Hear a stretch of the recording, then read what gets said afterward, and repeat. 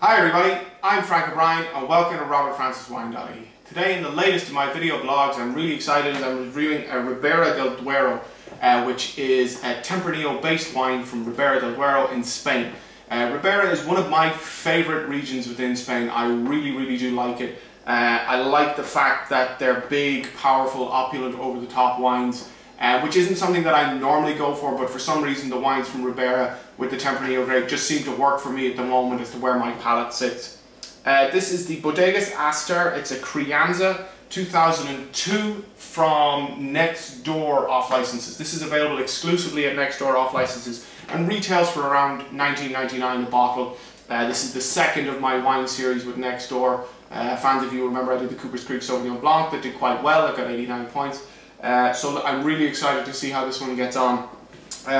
This wine has been open and decanted for about an hour, so it's the shop, people in the shop, Patricia recommended that I do that, and it's a 2002. So in comparison to what most people are drinking these days, this is got a reasonable amount of bottle age. 7 years I know is not a lot of bottle age, but in comparison to most people drinking 08s, 07s, and you know, maybe as far back as 05, because everything nowadays is pop and pour, it's 2002 has a reasonable amount of bottle age. So really excited to get into this. I did hear once on a podcast from the three wine guys. If you have an iPod, you really should check out all of the wine podcasts that are available, whether it's Gary Vaynerchuk's Wine Library TV, or the three wine guys, Terry, Steve-O and Scott, and their fantastic entrance guy, Dex Harrington. But I did hear Steve-O say, I think it was Steve-O, that if you like Burgundy, Rioja is the area in Spain that you're going to like. And if you like Bordeaux, Ribera is going to be the area that you like. Now I hope I've remembered that the right way around, but certainly that's the way I interpret it anyway. But Ribera's wines tend to be just that much bigger, fruitier, over the top and more powerful wines than they are from Rioja. So hopefully this wine delivers on all of those fronts. I'm really excited to try it. So without further ado, let's get straight into it. And straight away there's a lovely colour to this wine. It really does have a nice kind of, you probably really can't see that, but it's got a nice deep purple wine, you know, totally can't see my fingers through it all. Really good colour intensity. And Ribera tends to be a favourite region for a lot of the American wine critics. I know the UK wine critics do like it too, but I know Robert Parker is really big on this region. He loves the fruit concentration and the actual just powerfulness of the wines. And some people claim that that's what Parker tends to go for, and if your wine is big, concentrated and over the top, it'll always score well with Robert Parker. But you know, I disagree. I think Parker is a fantastic individual. He's got an amazing palate. I read his website along with Stephen Tanzer's and Decanter and everything. It's about interpreting the wines as you like and what your palate likes. So, you know, no following just what one guy says.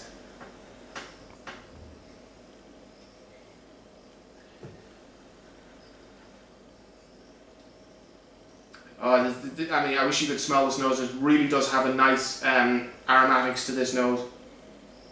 There's Christmas cake spice, there's leather, there's boot polish, and there's strawberries and raspberries with a touch of some bramble fruit in the background, but that's much more delicate. And there's just an not overpowering, but the one smell that you get the most is like a vanilla.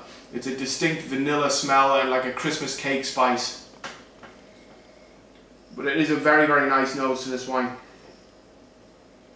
It doesn't smell over the top. It doesn't smell you know, fruit bomby in any way. Again, like I said, you know, it is a 2002.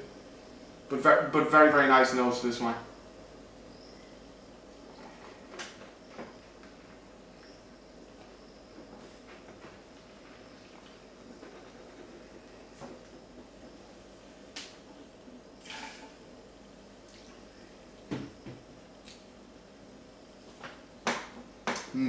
This is absolutely delicious. This really is lovely. There's an initial hit of vanilla-based leather that you get on the palate, which is then followed by some red fruit. So imagine if you got a belt, put some ice cream on top of it, ate that. You then ate some strawberries and some black fruits, but definitely more strawberries and raspberries with a couple of black currants and blackberries dropped into it.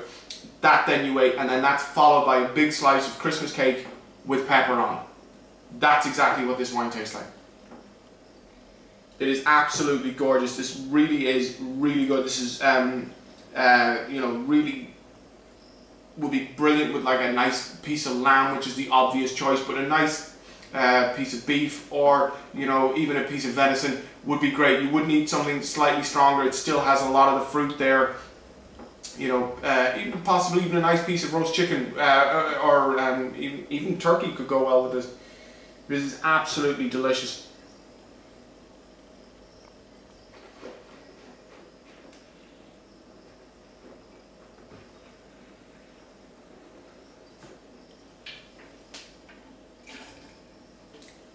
I really like this wine.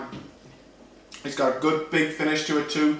The tannins are there. I mean, my mouth is starting to dry up, but they're not too powerful. They've definitely mellowed out a little bit. There's an initial hit and then they soften. I really like this wine. Points wise, I'd probably go 91 points on this. I think it's a really good wine. I think at 20 euros as well, if you want to buy something for a special occasion that's not going to blow the budget. I know 20 euros is still a lot for a bottle of wine, but if you wanted to buy something for a special occasion, a nice Sunday roast or something, and didn't want to go up into the 30 or 40 euro bracket, I think this is definitely a good play from that point of view. I think Next Door have done really well getting this Bodegas Aster. I would be interested to try some of their other wines as well, but it definitely is a good play. Sorry, when I say Next Door, for Galway people, that's Lohan's off licenses in Salt Hill.